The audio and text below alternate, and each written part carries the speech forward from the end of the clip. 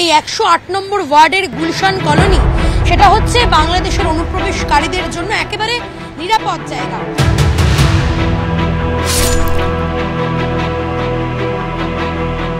দখল করা বলতে গেলে হয়তো অনেকেই সব বসেছিল, যারা সব এসে বসে সাইডে সাইডে, আমরা যেমন বসে আছি এই রাস্তার সাইডে, ওদিকেও ওরকম ছিল।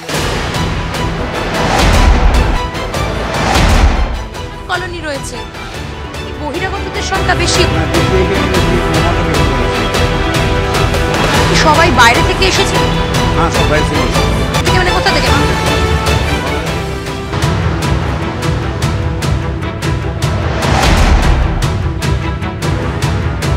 রোহিঙ্গা মুসলমানদের সাপ্লাই করেছে পশ্চিমবঙ্গ সরকার। ভারতীয় মুসলমানদের বলছে, রোহিঙ্গা মুসলমানদের কথা বলছি। মমতা ব্যানার্জি গোটা ভারতবর্ষে সাপ্লাই করছে।